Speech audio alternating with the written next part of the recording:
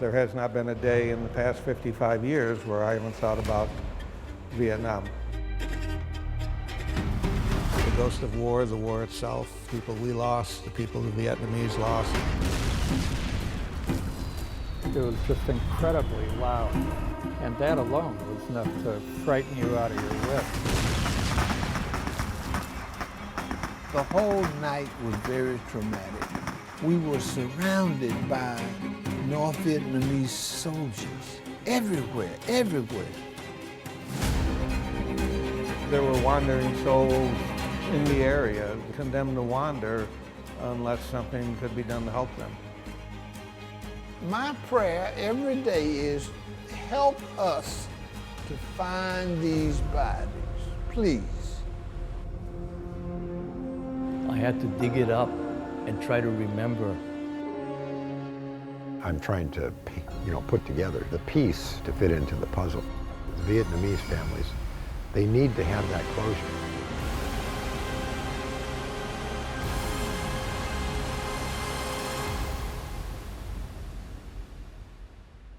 The 4 American veterans you just saw in the previous clip are taking part in a special journey. More than half a century ago, they were assigned to come and fight the war in Vietnam. The war ended, but some of them still cannot leave the horrible memories of war behind. And now they returned to Xuân SiN Hill, their old battlefield, but with a different mission. They have been recalling their memories to give information to help find the remains of the fallen soldiers of Vietnam who died in Xuân SiN battle, also known as LZ Bird, back in December 1966. And we are very lucky to sit down with them here near Xuân SiN Hill, Bình Định province. Please welcome Mr. Spencer Matteson, who posted articles about his recollections of the Xuân SiN battlefield, and his articles have shed light about the location of the mass grave. Mr. Steve Hassett, who took photos of part of the battlefield that gave hints to further efforts of the excavation. Mr. Ivory Whitaker, who buried Vietnamese soldiers who died in the battlefield, and Mr. Kinbourne Lo, who fought in the night of the attack.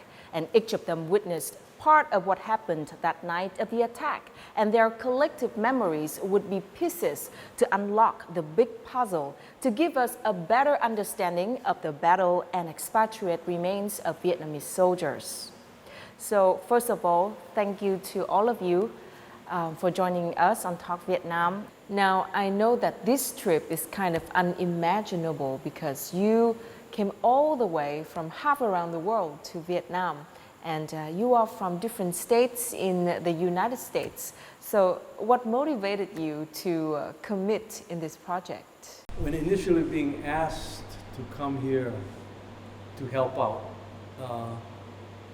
to find the martyrs that died in that Don San conflict,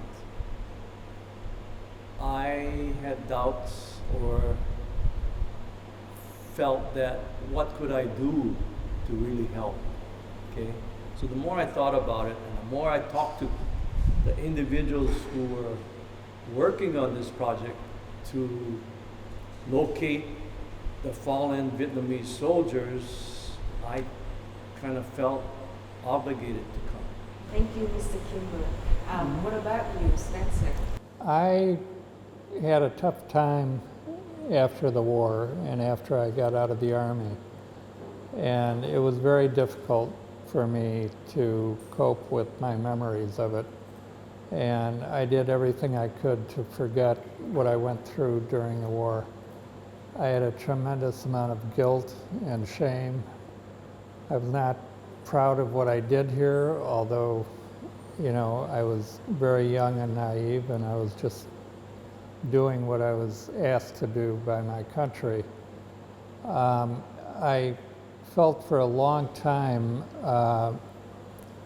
I had sort of a compulsion to come back here and see what I could do to make things right.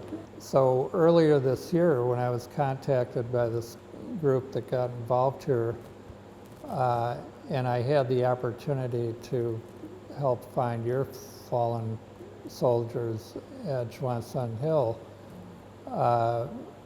you know, I was ready for it, and I was eager to do it because I felt it would be helping you and paying back a little bit. Thank you so much, Spencer. Ivory? In the beginning, I did not want to come back. One day I had a conversation with a very dear friend of mine that worked with the American side of the POWMIA recovery team out of Hawaii. And she told me about how fantastic you folks are in helping to locate American bodies that were left here. That motivated me in a way different than I was originally motivated. The motivation originally was, don't go, you won't come back. Her motivation was, go, experience what it's going to present for you in your life. It will help you in your closure of a lot of your situations. That's what drove me back to Vietnam. And this is your first time returning to Vietnam after the war, right? Yes, very first. So it's quite special. Yeah. And is it the same for you, Steve?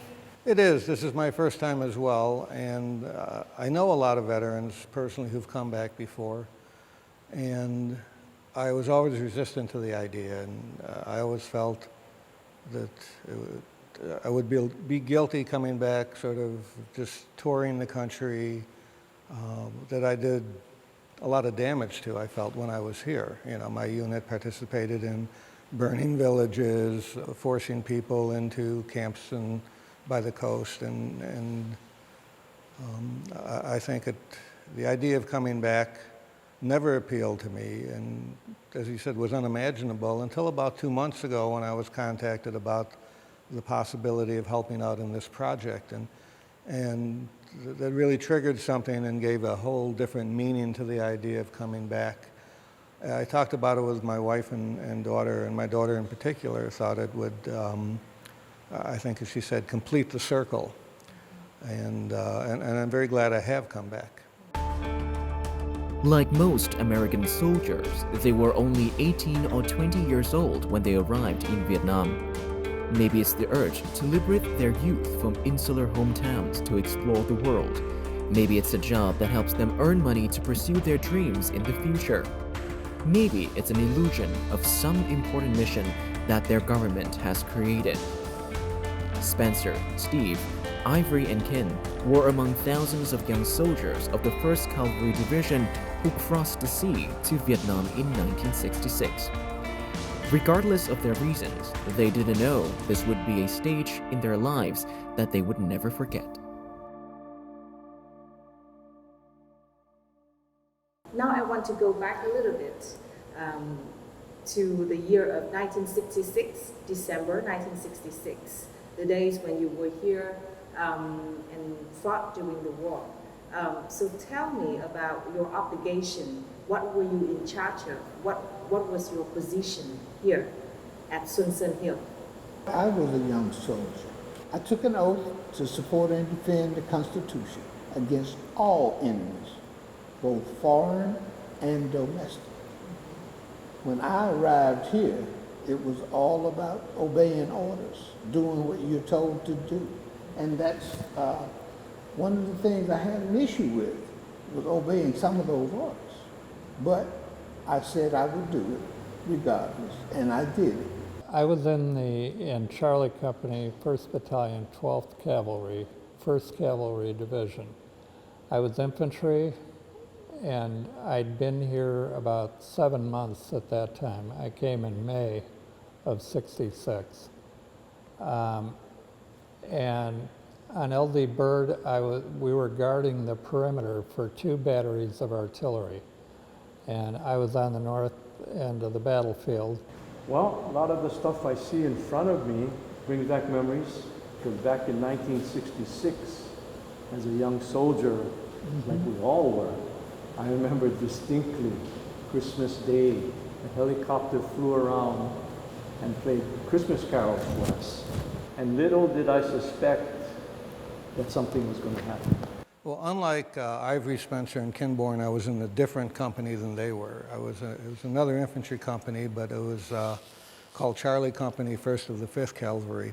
And that night, I was in a bunker on perimeter duty, and about 1:20 or 1:30 in the morning, we were called out and we were told to just get our weapons and ammunition, that LZ Bird was under attack, and we were going to be the relief force. We got organized and we got on helicopters, and then we sat on the helicopters for a good half hour with the rotors turning, and we were told that they had lost radio contact with LZ Bird and they didn't know whether it had been overrun or not. Finally, we got the word to go, and my unit landed just outside LZ Bird about 3 o'clock in the morning, and at that time, the North Vietnamese had broken off the attack. Bình Định, 1966. The peaceful beauty concealed a fierce battlefield.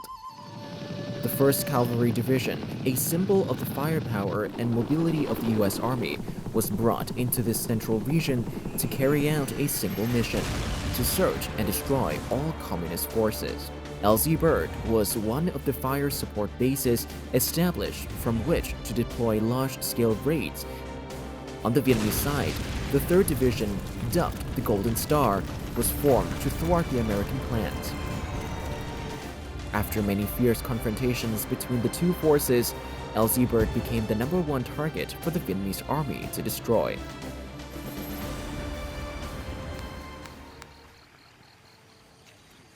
When we landed on LZ Bird, from an aerial view, we could see the river protected us from any attacks.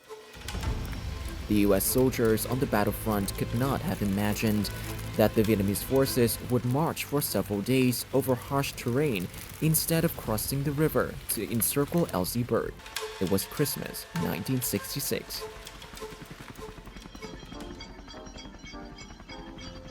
The military always tries to bring a hot meal to you at least once a day.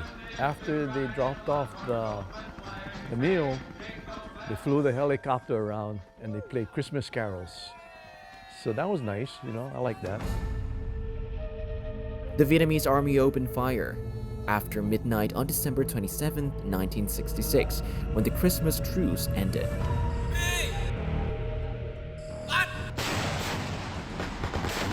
It was my turn to sleep when we got hit. We were totally surprised when they hit us. And they hit us very hard at the beginning. The initial attack was just tremendous. It was the loudest thing I've ever heard in my life.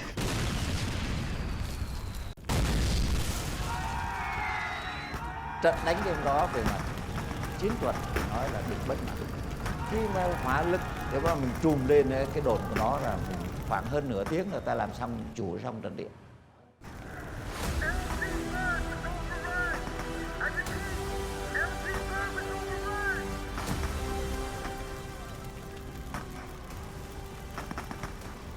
Until that point, it seemed that victory was firmly in the hands of the Vietnamese army, but everything changed in an instant.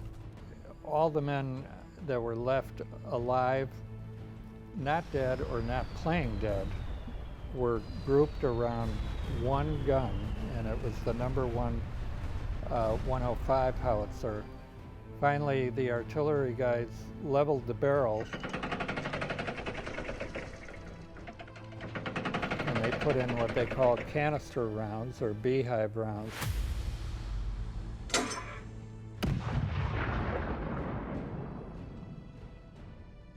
Well, what the beehive is, it's an artillery round with thousands of tiny darts called flechette.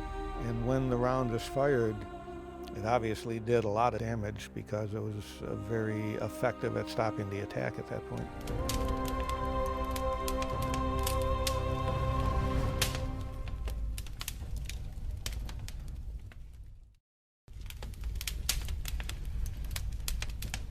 The next day, my ears were ringing very, very loudly, and I've never been able to hear right since. When dawn came and you looked around, there were bodies everywhere. I mean, everywhere. I cried. I cried because I didn't understand why so many had to lose their life at one time.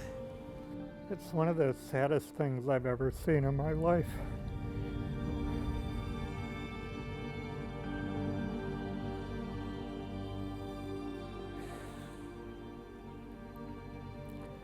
It's just horrible beyond belief. Soldiers had dragged a lot of the dead NVA to a central point in the LZ, and at that point I began taking photographs.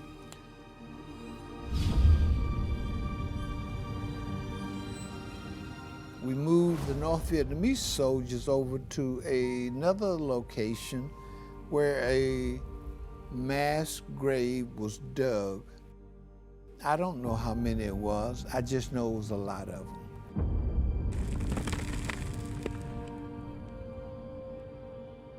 It was like your worst nightmare coming alive. It didn't look real, but it was.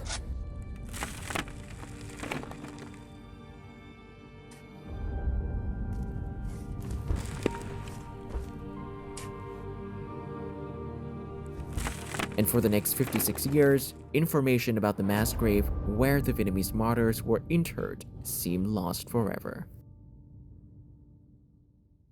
Obviously, war was horrible, and even after the war ended, many of you have to deal with the trauma after the war.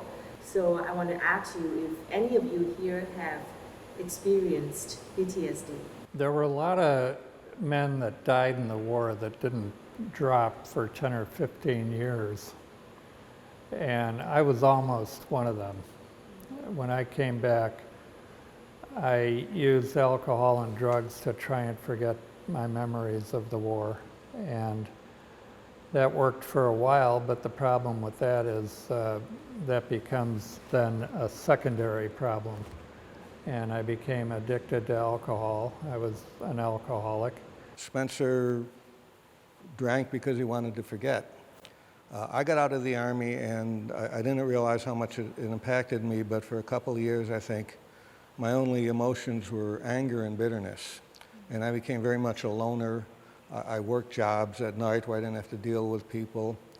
But after a couple of years, and I was going to college in the GI Bill, I connected with other veterans and got very active in the anti-war movement. And I joined a group called Vietnam Veterans Against the War.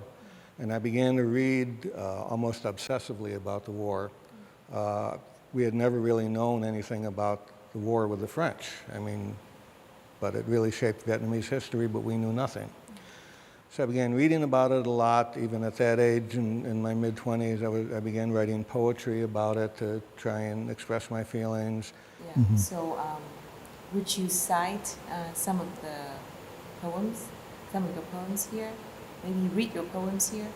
This is a short poem I wrote, and it's sort of a question to, at the time I saw it as a question to the American people of how they would react if they really knew what we were doing in Vietnam in their name. So the poem is, "And what would you do, Ma, if 8 of your sons step out of the TV and begin killing chickens and burning hooches in the living room, stepping on booby traps and dying in the kitchen, beating your husband and taking him and shooting skag and forgetting in the bathroom?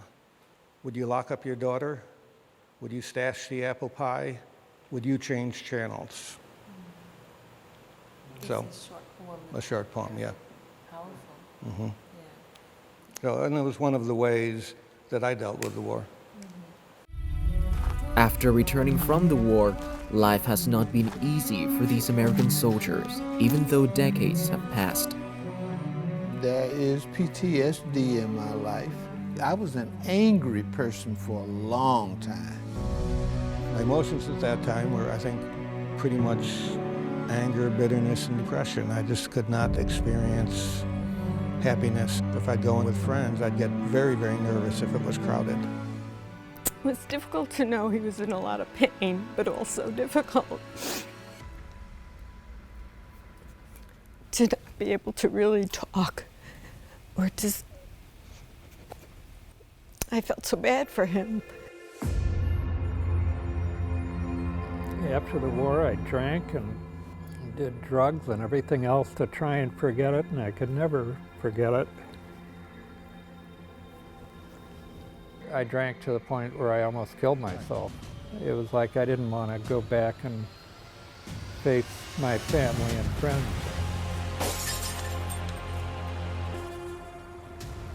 I ended up getting divorced after 9 years of marriage, and I had 3 kids at that time. And after my divorce, I kind of abandoned them to the care of my ex-wife. I hope they can forgive me. I was a mess.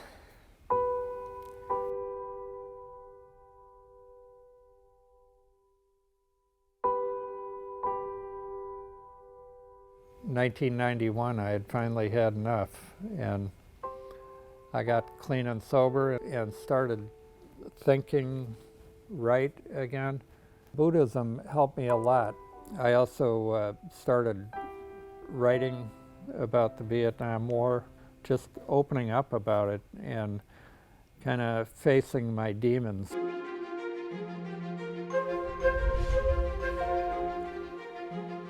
With the photos taken by Steve Hassett, Spencer Matteson tried to recount everything that happened at LIliwot to release what has been stored in his mind for decades. Little did he know that this information would catch the eager attention of some Vietnamese people in a seemingly hopeless quest. Before this trip, I know that you've been working with Bob March, and unfortunately he cannot make it this time for some personal reason. But tell us about the working experience and the collaboration with Bob. And I know that months before this trip happened, you have been doing so many research and analysis, reading maps and stuff, trying to recall your memories during the war. Well, for the past couple of years, I've been writing a history of my own unit for the 5.5 years. It was in Vietnam, which of course covers the night. We were the relief force for LIliwot.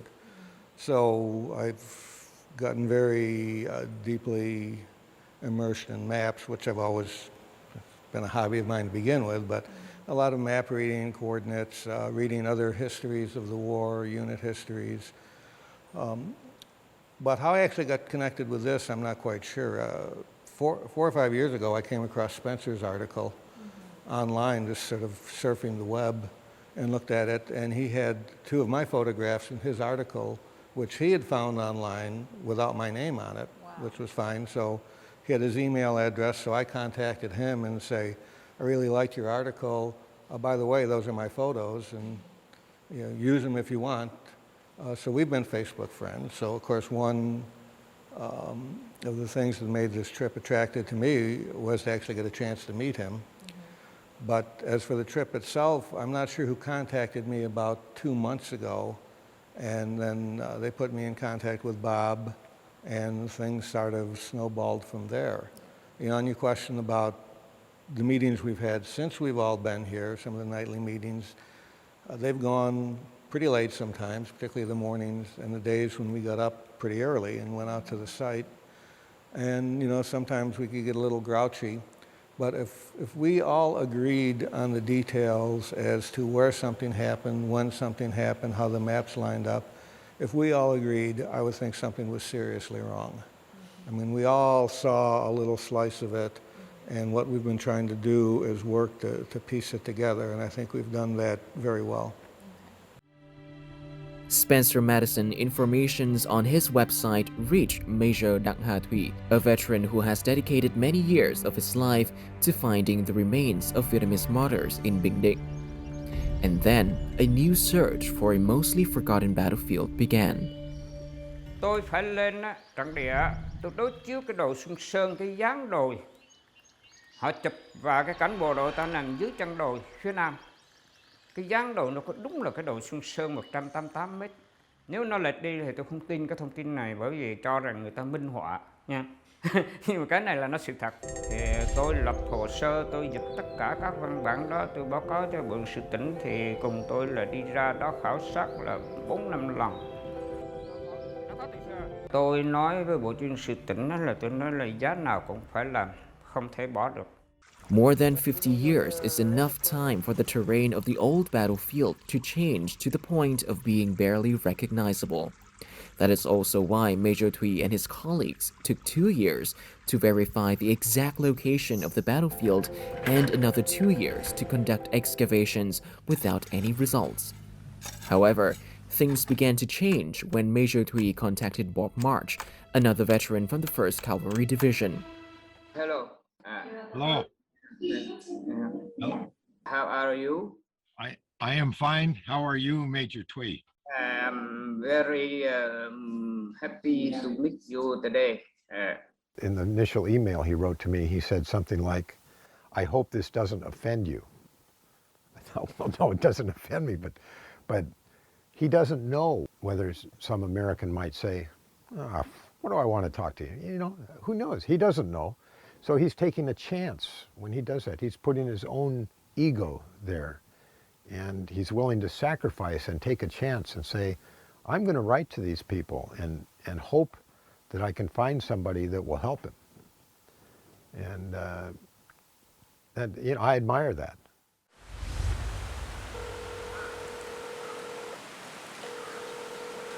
Hello?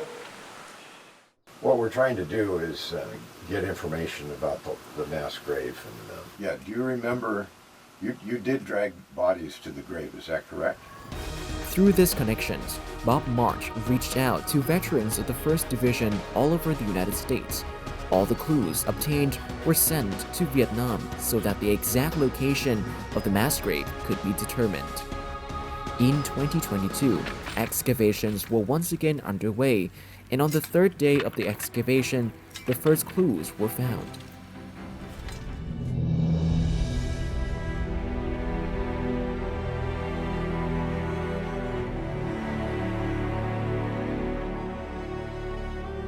Đến ngày thứ 3 thì phát hiện được một chiếc dép cao su đúc. Lấy chiếc dép cao su lên thì chúng tôi xác định đây là đúng chiếc dép cao su của bộ đội ta. Bắt đầu chúng tôi mở rộng địa bàn ra.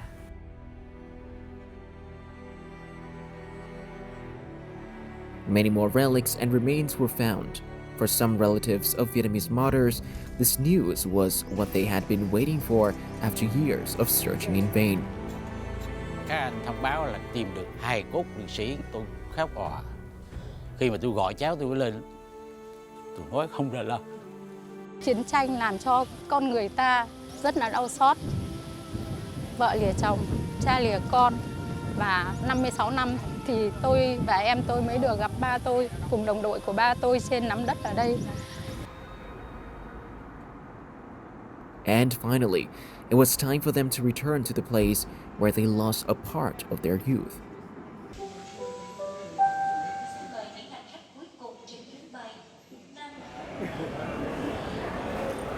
You Matteson? Yes. Okay. It's good to meet you. Matteson, how are you? Good.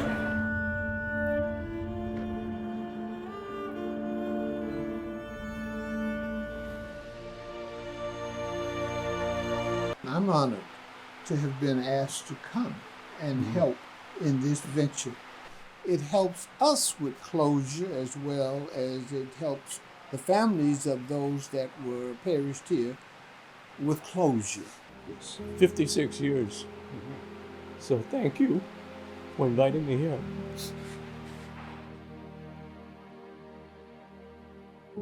And they knew that as they were finally here, they had to try their best to find the remaining Vietnamese martyrs buried under the battlefield.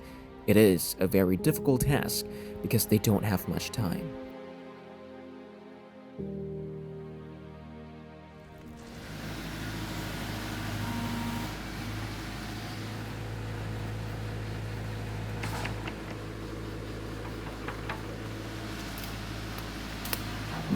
More than 50 years ago, we buried bodies in a mass grave. And now today, 55 years later, we are trying to uncover the site of the mass grave.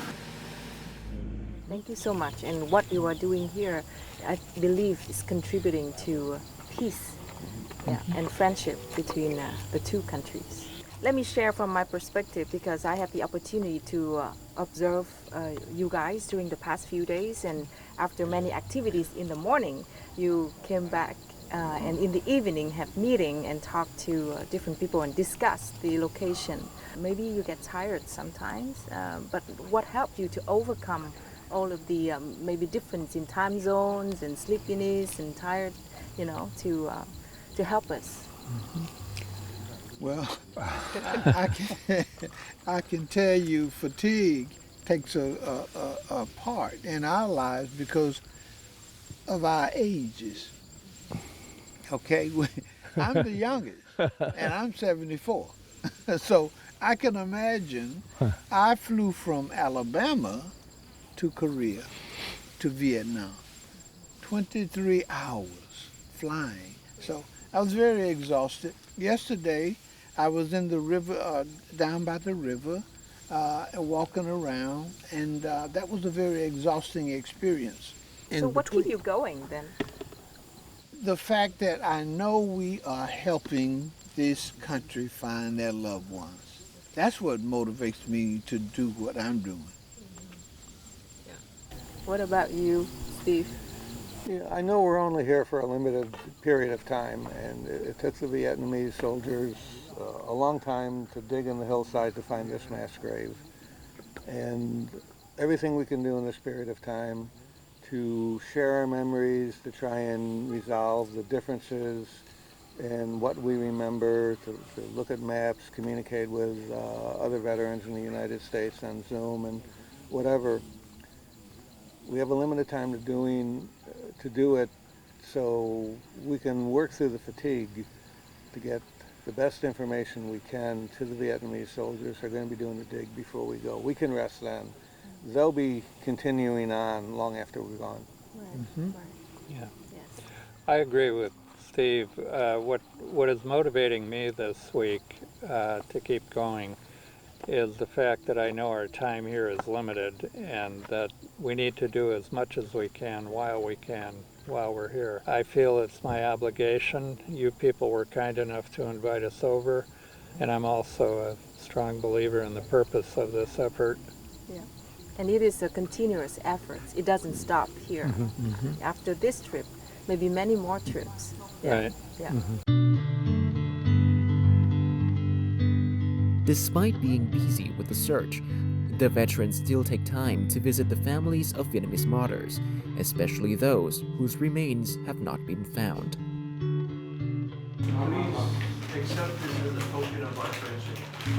Cảm ơn. Tôi chưa biết được là danh tính của anh tôi là ở đâu. Tôi mong rằng là các vị sẽ cùng tác hợp cùng với Việt Nam để mà tìm kiếm những cái hài cốt. Tất cả bộ đội vẫn còn nằm ở đó. Trong đó là có anh của tôi là Những về. Tôi rất thành thật là mong muốn như vậy. Feel a deeper awareness and an appreciation not only for the struggles the Liberation Army soldiers went through, but for the families who carry the weight and the responsibility of trying to put their souls at peace. Smiles, handshakes, and hugs. Those things have really relieved their minds. They were welcomed here as friends.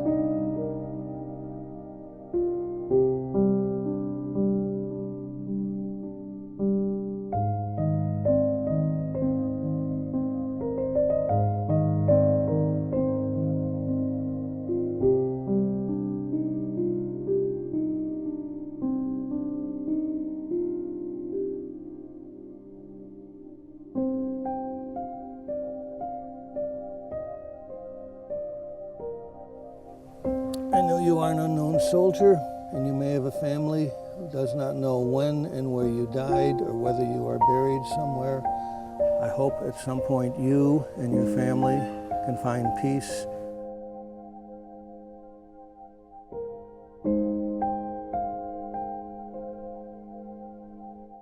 How do you think about the way Vietnamese people, especially family members of those who died in this battle, treat you when you were back here? I was somewhat amazed because I didn't know the customs, what I should, what I shouldn't do, what I should say or shouldn't say. But the reception that we received when we went into his home was so warm that it made things easy for us being in his home. You made some tea and coconut. Yeah, and I enjoyed the coconut. And Steve? Going to meet the family members of the soldiers who died here was part of the trip that I was most nervous and apprehensive about. More than coming to the site of LG Bird here.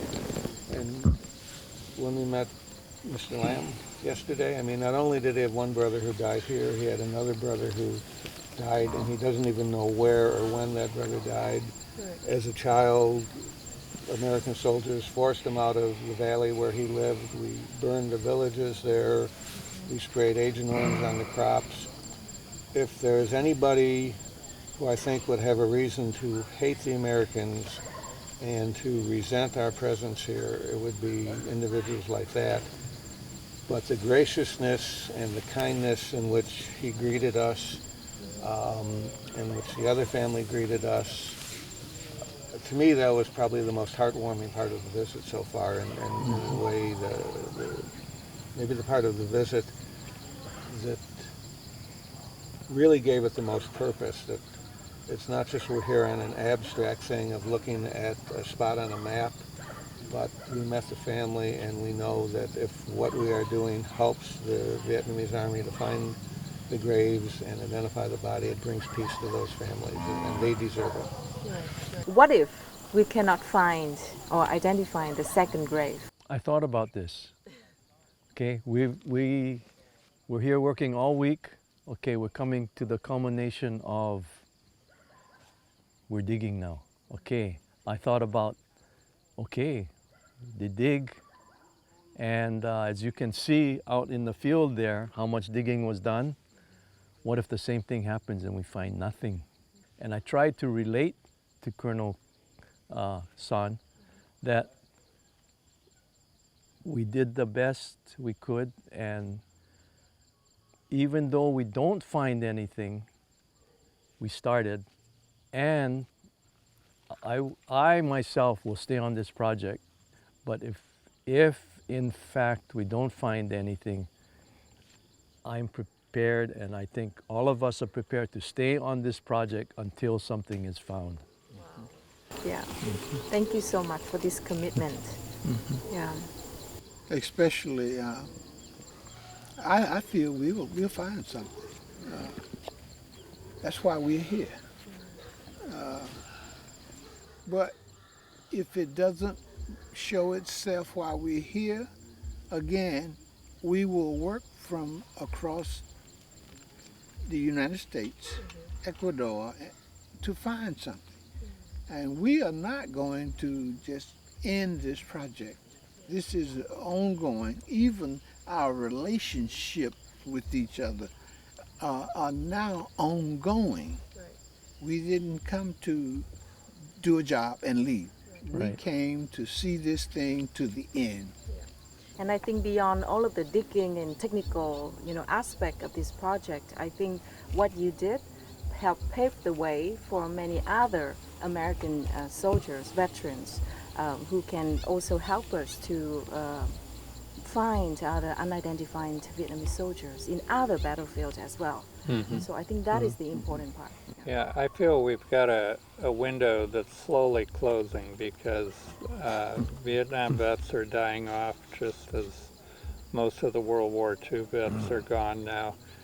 And I'm hoping that in the future, even if we don't find anything else here right now, I'm hoping that technology will catch up, and when we're gone, hopefully better technology will take over and they will be able to find it.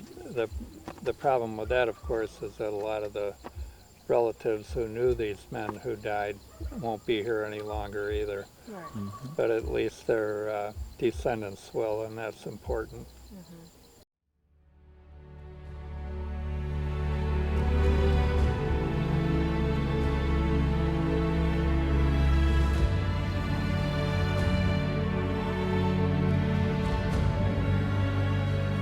đây á là nếu gặp là chia AR-15 vào nhau.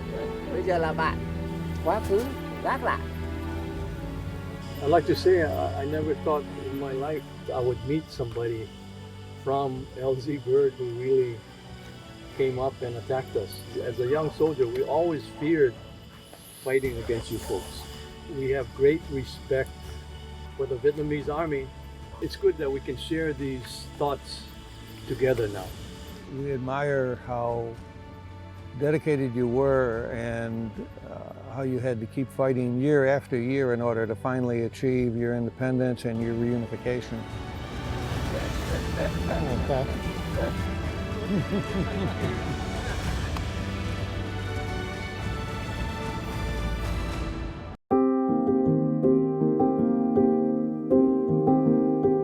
Their journey has reached a significant milestone, but it is probably still a long way from the end of the road.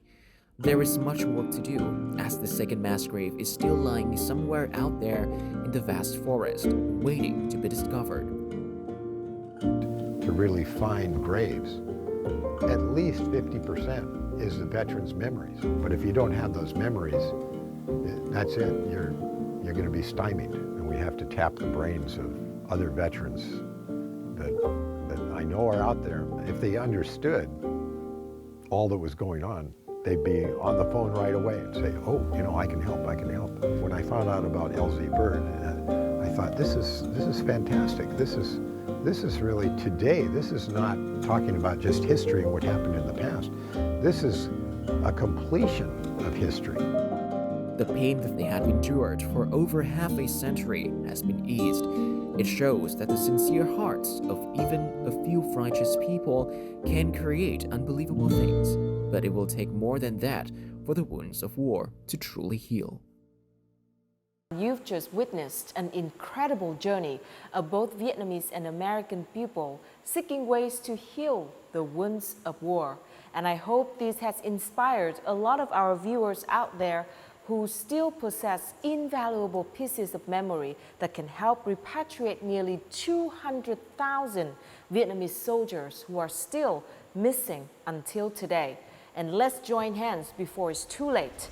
And that also ends our Talk Vietnam for today. Thank you so much for watching and see you next time.